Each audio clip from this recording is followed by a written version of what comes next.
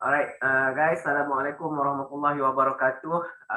Terima kasih kerana dapat hadir untuk GC Collaborative Teaching untuk subjek IDE 610 Degree Project 1.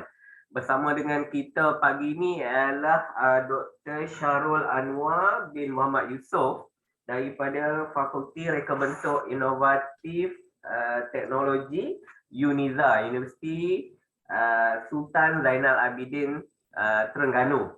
Okey, untuk makluman semua, Dr. Syarul adalah merupakan alumni daripada IDE Kedah. Dulu Dr. Syarul buat diploma di UiTM Merbuk, kemudian degree di Shah Alam Dr. Syarul Kemudian betul. Melanjutkan pelajaran master di mana Dr. Syah? UiTM juga. JO. UiTM, alright, di Jalan Osman. Kemudian PhD di Lancaster, Lancaster, United Kingdom, alright.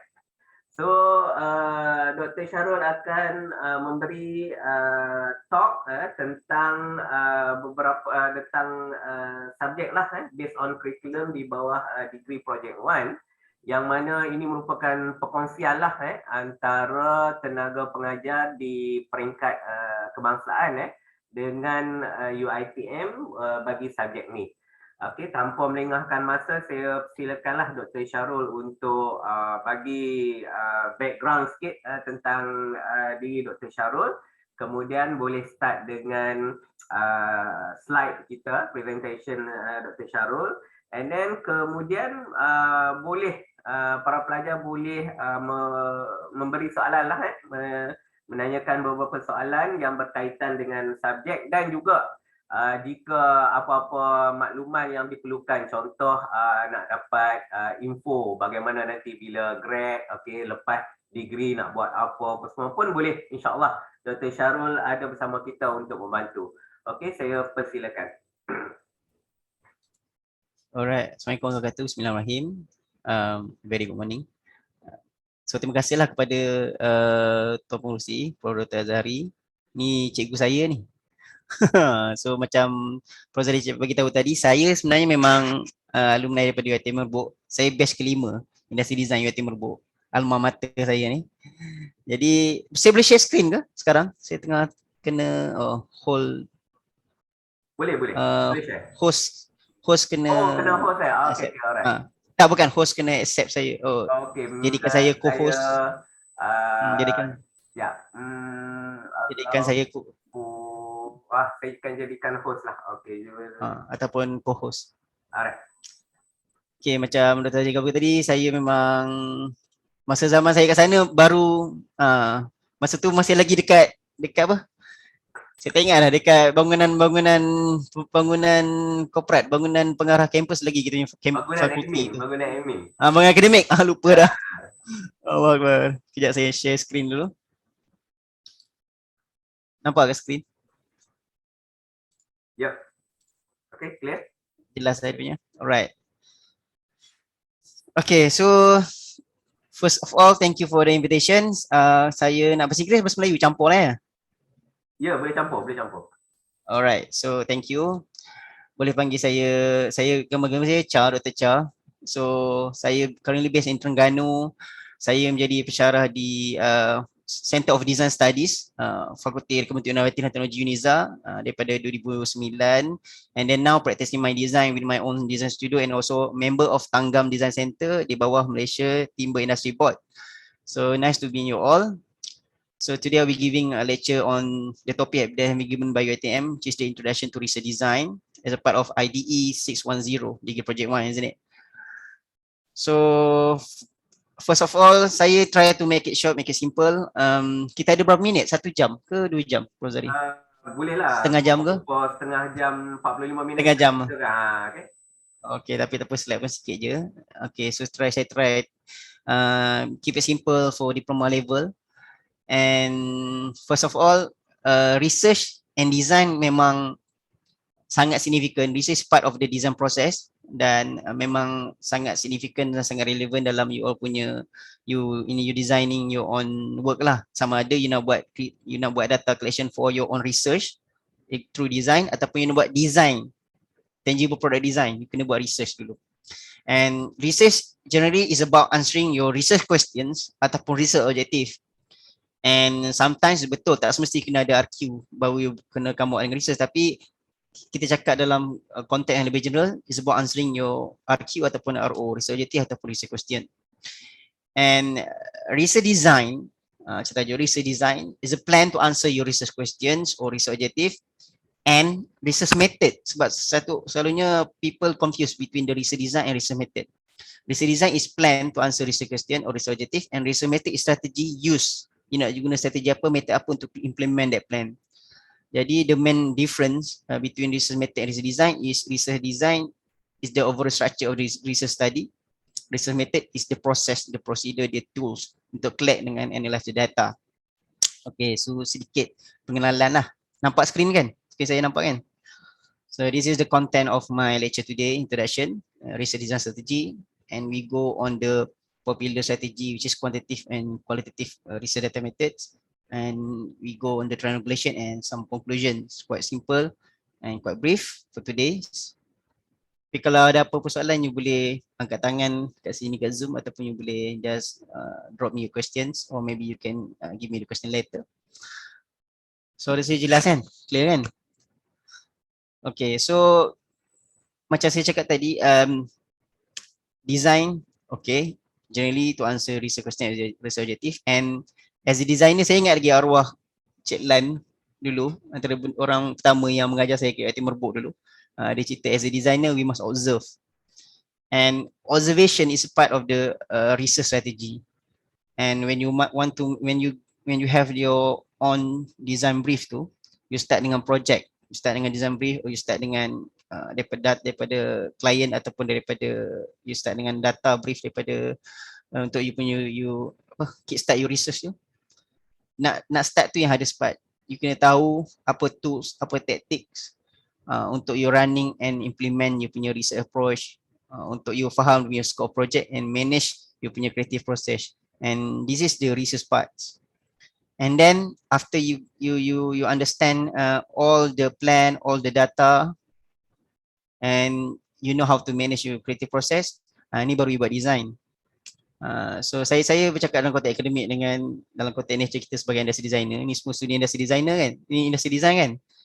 Ataupun ada grafik satu pasti. Saya industry design student kan? Semua industry. Tapi industry design, alright. So once you done your research parts, you access the data. So you come out dengan framework to help you discover the patterns and the information from the data you gathered. And then that's when you understand and you identify the opportunities for the design. You faham daripada data, daripada data yang you dapat, you tahu you nak menjawab soalan apa, you tahu nak solve apa, you tahu you market you apa. So you make sense of your data, and you know apa decision yang perlu dibuat untuk make the design. Design is about making decision. Each decision, you punya color, you punya form, you punya trend, you punya direction. Okay. So that's why saya visual kat sini kita nampak the research and the design is the part yang interconnected to each other until the project is finished lah. Saya sentuh sedikit case study lah dalam daripada Danish Design Center. Ni sebab saya nak relatekan design dengan research tadi tu sebelum kita masuk pada research design dalam studies. Ni contoh macam mana Danish Design Center dia expand, saya rasa dia come out dengan satu framework untuk understand the design value. Okay, sebab as a designer, kalau you nanti you masuk degree and then you jadi professional practitioner, you need to understand that good designs create values. And design create value by making meaningful connection. Maknanya meaningful connection between the individuals. The research is a tool untuk kita foster. Maksudnya kat sini, macam saya cakap, saya ulang pada awal tadi, you using the data from your research untuk you come out dengan value, untuk you make a good design. Okay, designer dia shape stories out of data and making the abstract, the data tangible. Okay, we crafted the emotional connection, the emotional connection between the peoples and the product they buy.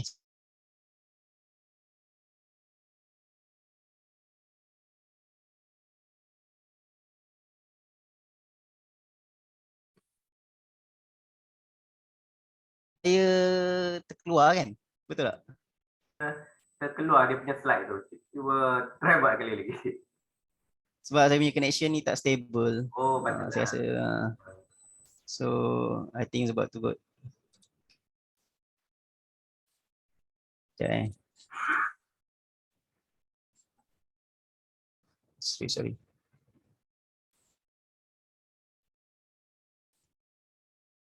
Nampak slide PowerPoint saya ke? Ya, nampak clear. Okay. Okay, so to cut short sebenarnya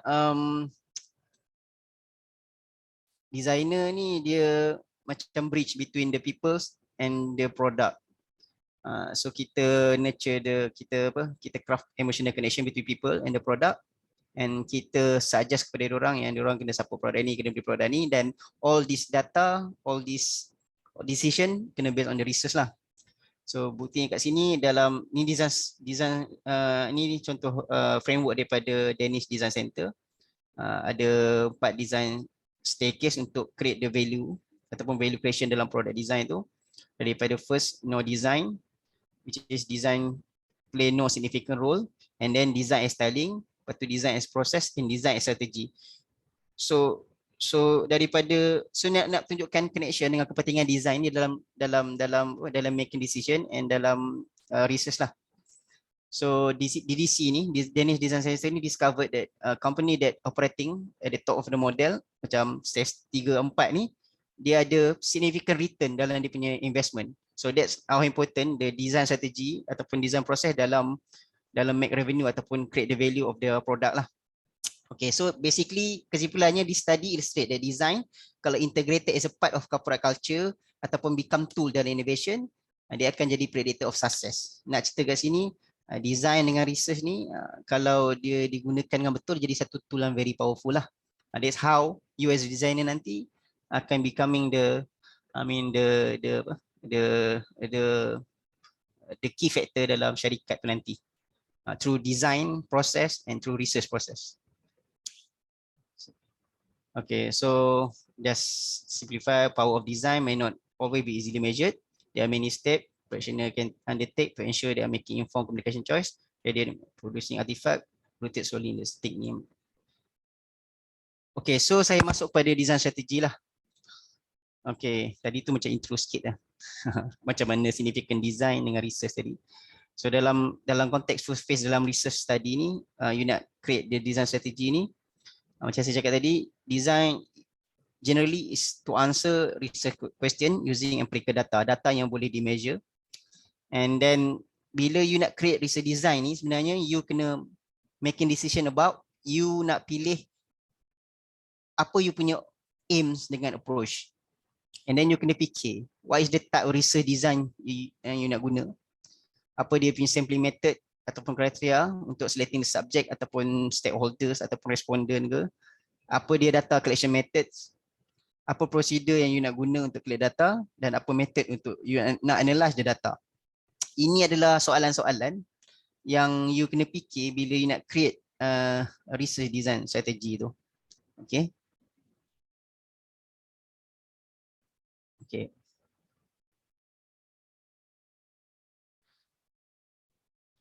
Okay. Di samping tu, dalam praktikal dengan you kena fikir dari segi praktikal dengan ethical consideration bila you nak buat satu design research. Macam sekarang you diploma student kan. So diploma student you kena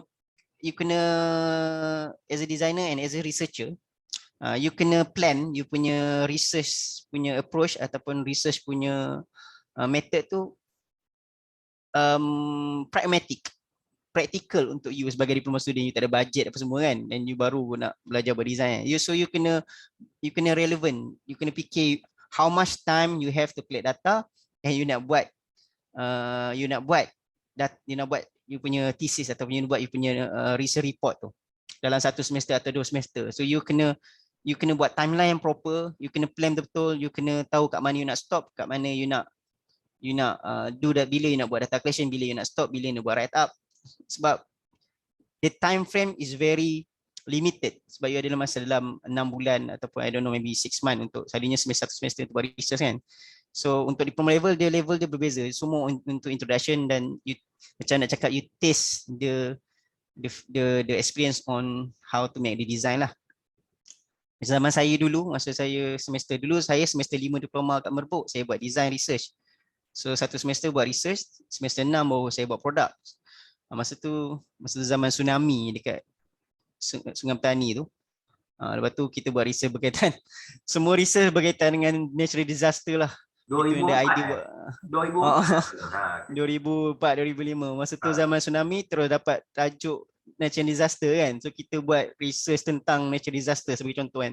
And then memang syarah masa tu okay, buat time frame, lepas tu kena collect data. Macam tim saya pergilah interview orang, cari kontak bomber, kontak polis, kontak ni. So pergilah bomber dekat Sungai Petani, jumpa, ambil data, collect data dengan orang bagi banyak betul gambar yang very grafik yang diorang bagi. Saya ingat lagi masa tu. Dekat diorang pergi sana, diorang pergi Aceh tunjuk gambar. Tapi that's the experience, and dalam masa 2-3 minggu, 2 minggu buat data collection, then terus analyze, and then terus buat report. So you, sebab untuk level diploma ni dia quite, time frame dia quite cepat, and you kena faham betul berapa banyak masa yang diperlukan untuk you collect data, dan you kena fikir, consider bila you nak write the data. And then you kena fikir faktor data you nak, macam mana, adakah you dapat akses kepada data tu. Macam contohnya you nak travel, sekarang ni duit sendiri kan. So you dalam you punya, you kena faham faktor. Ada faktor yang you boleh manipulate, ada faktor yang you tak boleh buat apa. Ada banyak variable yang tak boleh buat apa. Yang you, so mana yang boleh manipulate tu macam you boleh control you punya budget. So you boleh try make sense of your data lah, cari yang terdekat ke ataupun yang practical untuk you. Sample contohnya sampel tu adalah sampel yang practical untuk data you, ataupun responden tu responden practical untuk you research. Ini akan berbalik kepada general research, kualitatif atau kuantitatif, so etc. Tapi nak cerita kat sini, apa access power yang you ada untuk you sebagai student diploma ni untuk you consider. And then you nak kena fikir dia punya access. Satu lagi data tu punya kadang-kadang you boleh access data tu tapi mungkin data tu ada privilege data yang tak boleh nak share. So you kena consider tu juga. And then so this is a factor that you need to consider. Will you be able to gain the access to the data or not? And then do you have the necessary research skill? Macam you level diploma, you tak belajar lagi yang high end punya analysis skill. I don't know, maybe so macam you nak guna high end punya SPSS ataupun FSTI, ataupun you nak buat triangulate the data using software yang very technical contoh dia. Tapi untuk diploma ni mungkin memadai. I don't know, depends on what you learn at your class lah. Tapi you use the resource ataupun skill yang you learn from your research methodology class contoh dia. So you need to understand that and then you need to use the sampling method ataupun the research method yang based on apa yang you tahu ataupun yang you belajar lah untuk at this level, tapi still practical untuk you punya topics. And then ethical approval, you need the ethical approval or not? Ethical approval ni maksudnya kalau you buat study tu, macam you buat selalunya kalau medik ataupun contohnya, ataupun social science yang ada jumpa macam jumpa penaga dadah ke, jumpa orang kan, ataupun medical yang ada study dengan patient contohnya kan, benda tu you tak boleh selamba je test, you kena masuk dekat ethic board. Saya tak pasti UiTM ada ke tidak. You kena masuk ke ethical board and then you present, and then kalau data you ataupun research protokol you diterima, baru you boleh buat the research lah. Tapi kita ni kadang-kadang ada, kadang-kadang tak ada, depends on faculty lah. Cuma nak kat sini saya just sentuh sikit yang untuk you faham, certain level of research kadang-kadang dia perlu melalui ethical board. Dah lulus baru you boleh buat research tu. Tapi untuk level diploma ni saya rasa tak ada lah. Ini just saya nak sentuh sikit untuk cerita apa ya contoh practical dengan ethical consideration bila you nak buat design research tu lah. Okay, so saya bagi case kat sini. Contohnya bila you nak start design, first kali you dapat brief kan, and then you nak start in design, you should understand ataupun selalunya you dah ada clear idea apa dia research question yang you nak investigate, ataupun macam saya cakap kat student saya, apa you punya subjek, subjek dia dengan apa dia punya field, bidang dan subjek. Contoh research question example ni, contoh ya. Kita try work on this example lah. How can designer utilize, ni ada 2 kali can pula. How can designer utilize RF 4.0 technology in furniture design, contoh dia. Subjek dia nak apply utilize RF 4.0 technology dalam furniture design, contoh. So okay, ni contoh. So bila you dah ada satu, the research will revolve on that question. The question maybe will be refined by the end of your research. Tapi you kena start dengan satu research question yang you faham apa subjek dia, apa bidang dia, apa you nak solve. Okay, start dengan research question dulu. And then after that kita masuk dekat jenis research. Okay, bila kita berbincang atau bila kita berbicara tentang the method of research, research method ni ada 2 kategori yang quite distinct dan quite relevant lah untuk yang biasa digunakan dalam research area, which is kualitatif dengan kuantitatif data collection. So beza antara the various set of quantities and their relationship to one another produce quantity research. Kalau kuantitatif ni dia punya form of research based on the numbers, the logic, the objective, something yang you boleh measure. Kalau kualitatif pula, you can read it. The qualitative dia deal dengan subjective material, words, images, and the qualitative approach strive to understand the quality of the specific field and inquiry. Contoh apa benda yang you nampak perbezaan, the comparison between the quantitative and qualitative research lah. Okay, so quantitative research is data driven. You can see the numbers or maybe the percentage, concrete and objective. You're asking how much or how many. Qualitative research is about design thinking. You analyze the codes, the expressions, benda yang abstract, yang subjektif. You tanya why, what, and how to fix it. So qualitative approach, you understand the subjective experience and belief dalam, and also a concept, and you gain the in-depth knowledge of specific content or culture, or you can explore the under research problem and generate new ideas. Kalau quantitative, you mengira ataupun you understand and you measure the variable, frequencies, average, correlations, data and numbers, and you test the hypothesis between variable, the relation between this variable, and you test the effectiveness of new treatment or new program or the new variables. So yang bahasa mudah yang qualitative words atau image, quantitative data and numbers. And then ada juga yang ada satu lagi method, mixed method dicampurkan lah. Kalau you nak guna mixed method, you kena tahu yang mana primer, sama ada primer you quantitative and then secondary, bukan, maksudnya yang mainly adalah kualitatif, secondary adalah kuantitatif. So kalau you guna mixed method, you kena tahu mana yang dia punya yang dominant, method yang dominant. Ada sekarang kebanyakan orang kalau rasa macam dia tak cukup, dia guna kualitatif and then dia rasa tak cukup, okay, dia masukkan sikit kuantitatif, boleh, tak ada masalah. Mixed method is one the way you try to tutup lubang dalam research you lah kalau diperlukan. Okay, tapi apa jenis-jenis dia? So kalau dalam kuantitatif ni, you can split into 4 main types. Experimental and quasi-experimental. So quasi-experimental dengan quasi-experimental ni dia allow you to test the cause and effect relationships. Kalau descriptive and correlation ni pula dia allow you to measure variable and describe relationship between the variable lah. So ni contoh-contoh dia, ada experimental, quasi-experimental, correlation and descriptive dalam kuantitatif. Saya tak nak cerita panjang nanti pening, tapi nak cerita kat sini. Tapi saya rasa contoh-contoh apa jenis-jenis method yang penting kan. Macam kuantitatif ni boleh pakai you boleh pakai apa? You boleh pakai survey, you boleh pakai experiments, okay? Tu contoh method dalam kuantitatif. Saya rasa you ada topik yang you start, yang you akan diberikan dengan lebih lanjut. Apa jenis-jenis method ataupun protokol dalam quantitative research ni? Contohnya survey, questionnaire, etc. Kalau kualitatif tu contohnya case study ataupun focus group. Tu contoh-contoh protokol atau method dalam kuantitatif ataupun qualitative research ni lah. Ni contoh example. Kalau you nak buat, contohnya tadi kan, tadi you ingat tadi research question yang saya tunjuk tadi?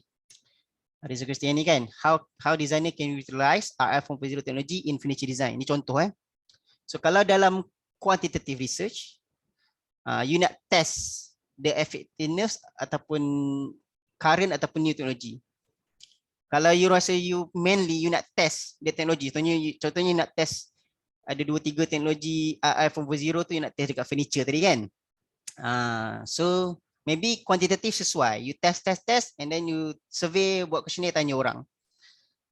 So dalam strategi ini, dalam quantitative research ni, you boleh guna quantitative untuk measure outcome.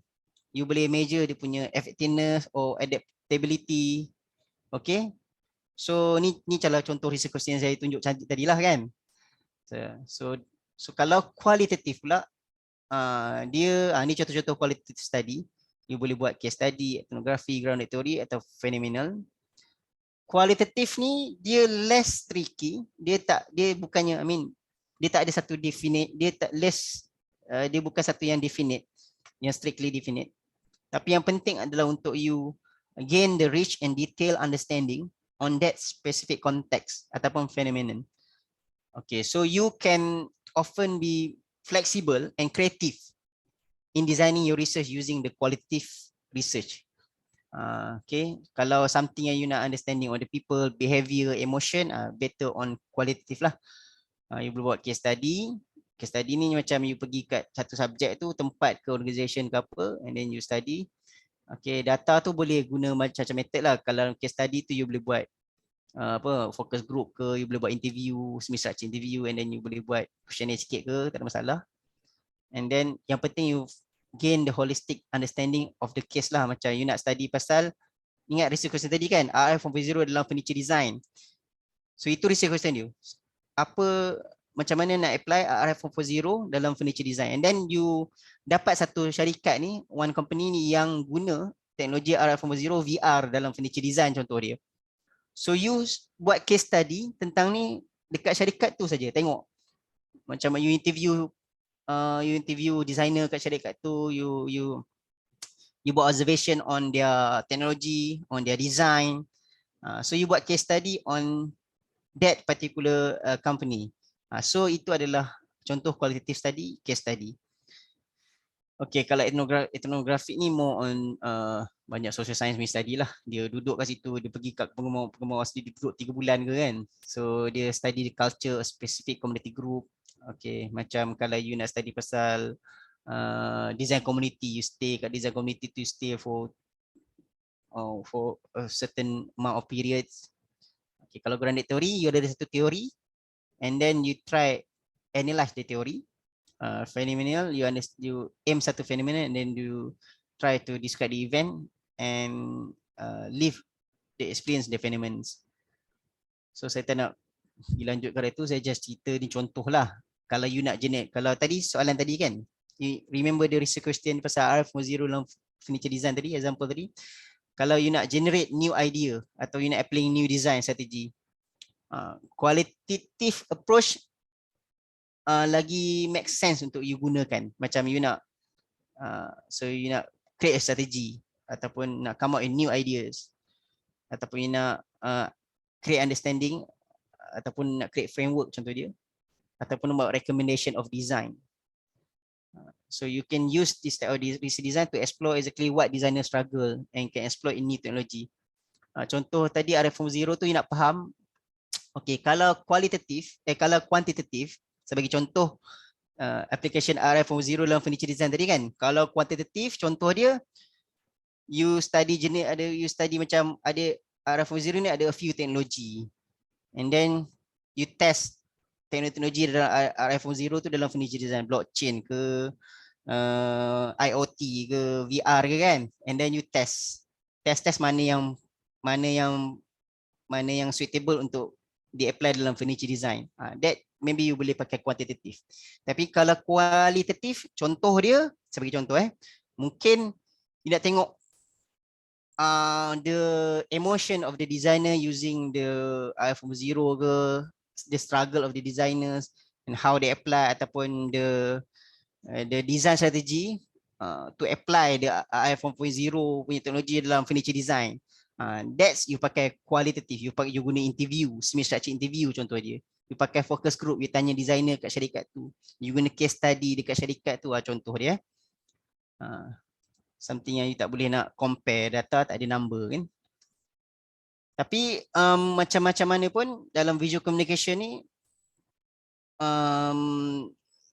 nak guna kualitatif ke, nak guna kuantitatif ke, itu terpulang kepada you punya research punya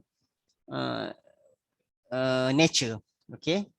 Tapi make sure that your decision kena bergantung pada nature of your project and apa information you nak seek, yang you nak cari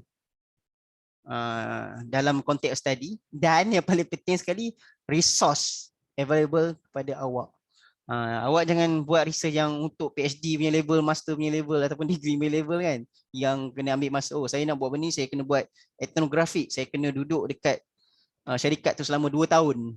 Tak boleh. You tengok apa research yang you ada, dan dalam konteks you punya research lah. Okay, kualitatif ni kesimpulannya. Kualitatif ni offer you in-depth understanding of your research problem and hopefully help you to answer the hypothesis lah. Quantitative allow you to scale your research to provide a larger set of data for reliability or validity. The combination of these two methods boleh provide you with objectivity ataupun validation, strengthening your validation. Tapi just based on the experience lah dalam design, visual communication design ni kan, majority of the research practice dalam bidang kita fall under qualitative umbrella. Mana dalam kualitatif, kebanyakan tak semua kemungkinan, tapi based on the nature jugalah.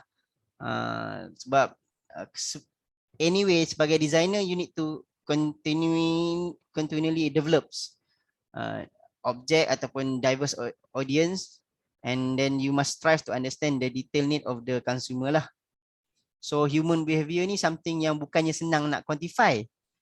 Jadi kualitatif ni lagi relevan sebab sebab dalam research strategi ni guna kualitatif ni kita boleh faham dia punya emotion, dia punya something yang you susah nak quantify. That's why saya kata tadi kebanyakannya jatuh dalam kualitatif punya umbrella. Sebab dalam social science ni this better fit for the creative pursuits. Tapi still depend on nature. Tak ada masalah kalau pakai kualitatif dengan kuantitatif ataupun mix method, tak ada masalah. Nak try pun boleh, tak ada masalah. You can always refer to your supervisor and then discuss the suitable method based on the nature of your project lah. Okay, triangulation is a process of combining several different research methods to illuminate one area of study. Senang ceritanya, you guna few research tool untuk examine satu benda ni lah. Dia punya tujuan dia, the goal of triangulation is to confirm the finding of each individual tactic by focusing on where the collected information overlaps. Kat mana yang dia overlap, kat situlah information yang you nak study. The use of triangulation ni sebenarnya bukan untuk strengthen the flow study atau mencari kesilapan atau mencari kat mana dia punya flow, tapi dia contribute untuk understanding the phenomenon. Okay, kat mana dia overlap, kat situ yang you nak tahu yang kat mana you nak enhance your study. So contoh kat sini, okay, so ini saya sentuh sikit. dalam social science triangulation identified by Denzin in 1970, ada 4 jenis: data source triangulation, okay, investigator triangulation, theory triangulation, and method triangulation. Okay, data source tu dia include data collection from different people, community and group untuk aim multiple perspective and validation. Investigator ni ada banyak designer, ada banyak researcher doing this same research, and this collaboration lead to multiple observation and conclusions. Teori ni you cari 2 3 4 teori kan, and then you analyze untuk you fahamkan data. Okay, through this process the researcher can adapt, support and refute the findings. Method ni you guna multiple method, you guna observation, you guna case study, you guna a few method dalam satu fenomena yang sama, and then you dapatkan kat mana dia overlap. Semacam you guna observation, interview, case study, and then kat mana dia punya overlapping data ataupun keyword tu. So ini contoh konsep of the concept of triangulation doesn't apply to the use of multiple risk method. You can also triangulate result from the observation collected over the span of time, or the use of process to compare from multiple investigator. Okay, kalau ni contoh triangulation or observation, you buat data triangulation ada 3 observation, first, second, third observation, and then you conclude kat tengah-tengah tu, kat overlapping tu you conclude punya keyword ataupun you punya data collection. Kalau investigator, okay, ada 3 orang investigator study pada subjek yang sama. Okay, dia punya overlapping tu lah data yang overlap tu lah yang you try analyze. Okay, so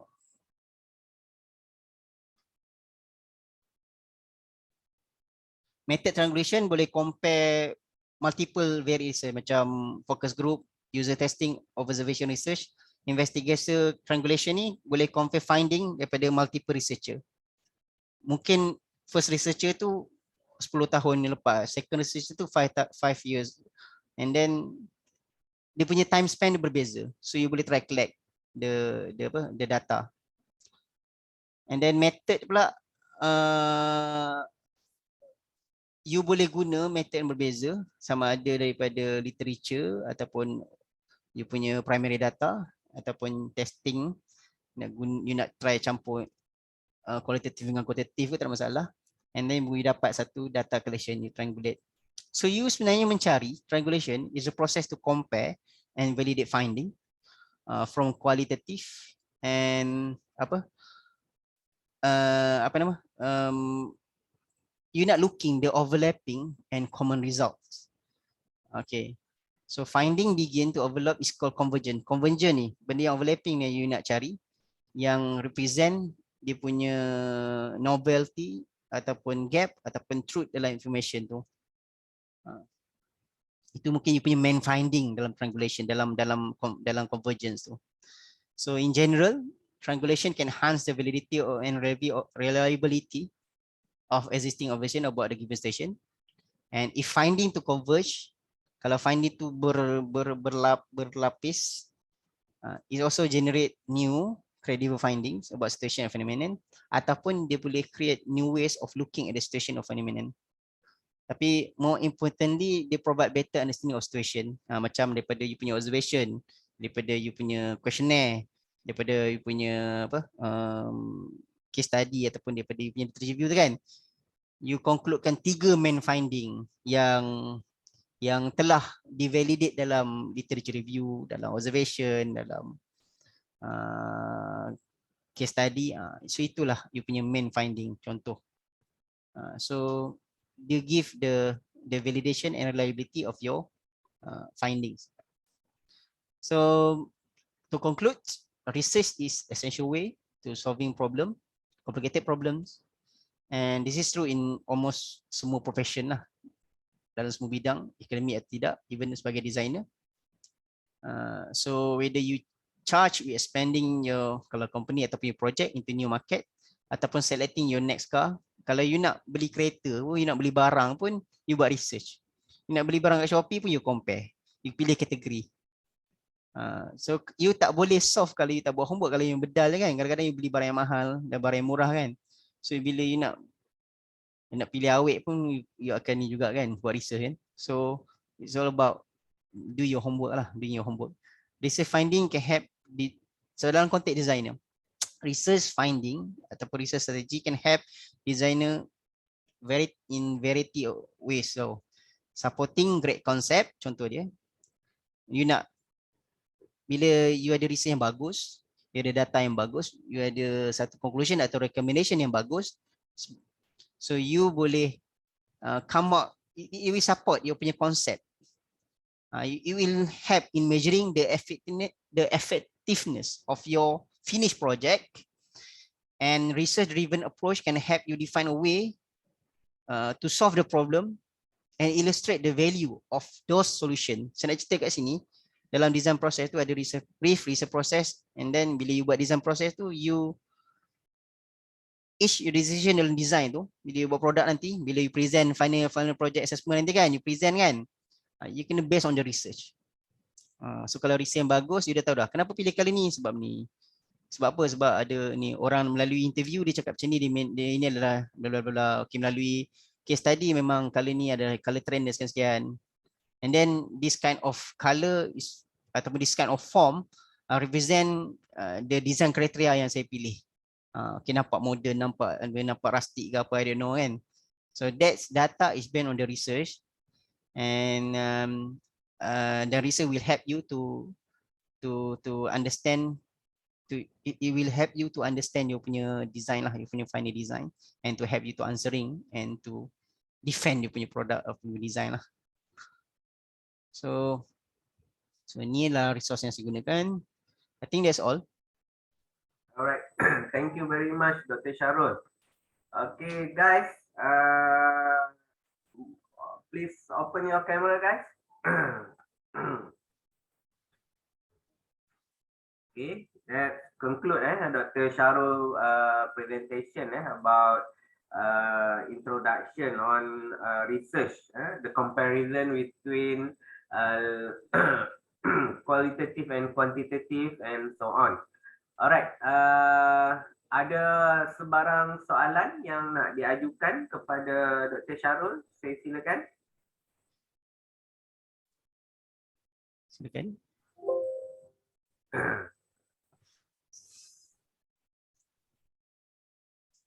Yeah. Dia memang tak ramai, dia satu grup ke ataupun satu kelas ni? Dia untuk batch dia ada 18.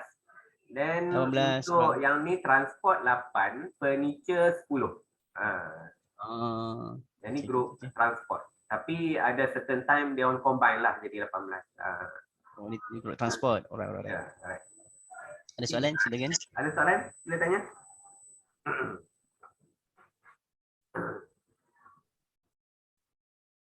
Ada?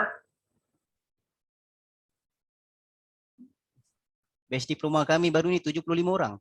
Wih, ramai tu. Ramai betul. Ini Zan Aram, pening kepala. Kami diploma saya tak pasti. Saya lama tak ajak diploma. Tapi tak banyak lah macam tu sangat kadang-kadang. Depend on. Dah ada degree Merbot dah ada degree dah kan? Ada degree. Tapi degree pun yang ni semester 5, and then lopong ada semester 3. Dia macam ada intake yang tak ada intake yang ada macam tu. Sebab tu memang tak ambil ke sebab intake tak cukup, tak ramai? Tak cukup. Kebanyakan kalau banyak kita akan degree banyak di Shah Alam lah. Faham. Yang grup tu satu kamera, satu device daripada 3-4 orang. So boleh tanya lah. Yelah. Boleh soalan, silakan. Tanya soalan. Macam mana nak contact responden ke apa kan? Macam mana sekarang nak ni approach ke? You punya brief soalan, you punya brief tajuk tentang apa? Okey, silakan. Saya ada soalan. Kalau dekat Unizon punya cara nak kutipan tu soalan contoh questionnaire. Hello. So soalannya macam mana nak buat questionnaire? Mana? Dia tersekat. Boleh Mirul? Tersekat tadi. Tersekat. Boleh? Sekejap, saya try stop video je. Boleh lah, okey dah tu. Dah okey tadi? Okey. Okey. Saya punya soalan macam Dr. Syarul daripada Unizon. So nak tahu juga kalau daripada Unizon ni dia punya cara pengumpulan questionnaire tu berbeza daripada UTM ke apa. So nak tahu cara UNIZA ni lah, collect data. Okey, pengumpulan data. First kali student dapat brief, and then kat sini kami buat supervision punya konsep lah. Saya rasa sama je UiTM. Jadi student setiap pensyarah dia akan pegang macam degree, dia akan pegang dalam 10 orang student contoh dia untuk dia supervise. And then student akan come out dengan plan strategi bla bla bla kan. And then kalau student tu pilih kuantitatif contoh dia, bergantung kepada dia punya projek lah. So projek supervisor kata okey sesuai untuk you buat kuantitatif dan you buat questionnaire contoh dia. Baru dia akan model dia punya soalan questionnaire tu based on dia punya research question ataupun research objektif. Basic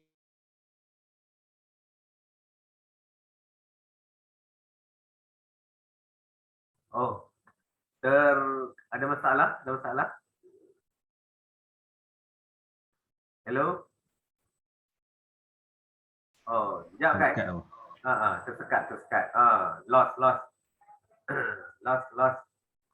Ya, kita tunggu Dr. Syarul masuk balik. Sorry. Okay. Dia line dia kejap ada kejap tak ada kan. Right. Tak apa. Boleh. Tadi saya start dengan dia punya proses awal, tapi basically anda kata okay, hard yang student tadi dah nak decide untuk buat questionnaire sebab dia punya research dia better dia pakai kuantitatif contoh dia kan. Dia nak study jenis-jenis perabot yang sesuai ke I don't know kan. So dia boleh quantify the data kan. So dia nak buat questionnaire tu dia kena based on the research question ataupun research objektif. Macam kita akan, so pensyarah kita akan tengok lah, macam saya sendiri saya akan tengok kat mana dia punya bahagian-bahagian questionnaire tu. Dan setiap soalan tu memang mungkin ada bahagian satu ni untuk tentang emotion, contohnya bahagian satu dia tahu jenis-jenis perabot yang digunakan, bahagian dua teknologi digunakan, bahagian tiga tentang recommendation contoh dia. Yang penting questionnaire tu you kena tahu, cara mudah you segregate through part by part and then try make it simple, and then you boleh guna skala Likert contoh dia, you boleh guna macam skala Likert, you boleh guna memuaskan sampai tidak memuaskan tu kan. So yang penting kena clear, objectify, pengguna boleh beri objektif yang very clear dan jelas, dan the question is based on the objektif ataupun research question. Jangan bagi soalan yang redundant, and try make the flow easier for the user to understand. Tapi nak cerita kat sini cara mudah dia based on the research question objektif lah. Menjawab soalan ke? Kalau buat questionnaire, sebab you tanya pasal questionnaire tadi kan? Hello? Clear tak Amirul? Ya benar ni. Sebab you tanya pasal questionnaire tadi kan? Kalau macam responden ni pula, dia depends juga sebenarnya. Responden ni depends sebab student ada tendency dia akan bagi questionnaire tu, method kita gunakan memang cara mudah ni orang pakai Google Form lah. Google Form online kan, guna online lah questionnaire tu. Cuma responden tu kita try elak untuk diguna student dekat UNIZA ke apa kan. Sebab selalunya dia ada tendency untuk dia orang mall untuk student-student kawan-kawan dia kan. Dia kena based on the research lah. Kalau research tentang dia tahu dia punya target market dia siapa, responden dia siapa stakeholder dia. Cuma sampling, bila saya buat sampling ni kadang-kadang student dia risau berapa ramai dia nak tanya.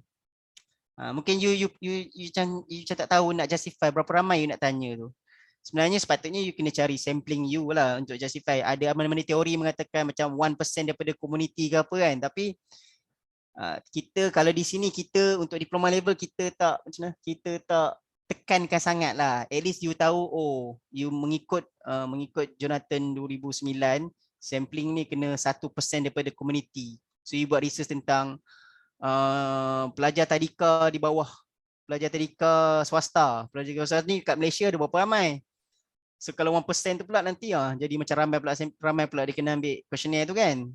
Tapi kita tak specifically paksa dia ikut. At least dia faham yang kena decision on sampling tu dia faham. Sampling questionnaire tu mungkin based on the nature of research mungkin 20 ke 30 ke 40 tu depends on the student lah. Diploma ni kita nak anda asalkan you faham dia punya protokol dia, you faham, you saya cakap tadi, you test the research lah, test the research experience pun dah memadai sebenarnya. Kalau student yang advance tu dia try follow the theory of sampling yang digunakan. Sampling ni maksudnya berapa ramai responden dia nak ambil. Tapi kadang-kadang, that's why kadang-kadang mudah dia kita pakai macam case study kan, serta-serta tempat ke.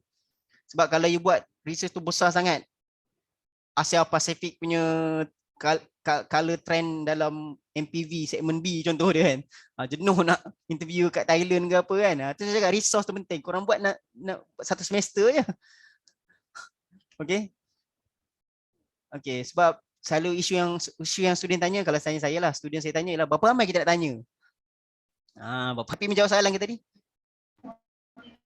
Boleh menjawab soalan. Boleh apa dah. Okey, ada soalan lagi?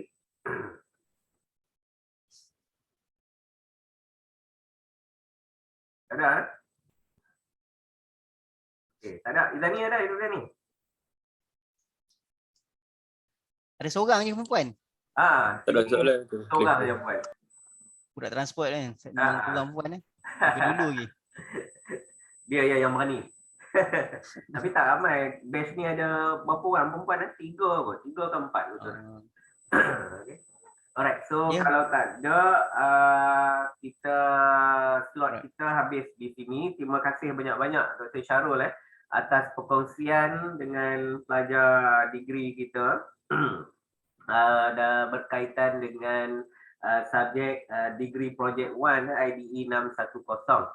Untuk last, kita boleh buka kamera semua tak? Kita ambil gambar sikit. Sila. Dia yang penting sekali follow supervisor lah. Sekarang ni untuk diploma dia ada supervision juga kan? Prof, maknanya dia ada supervisor. Diploma, ya, final project. Final project ada supervision. Final diploma project. Diploma project. Alright. Yang lain buka kamera. Apa Mawi, Mirul, Izani ada 2. Adik, Kas, kami gambar jap. Silakan. Sekarang ni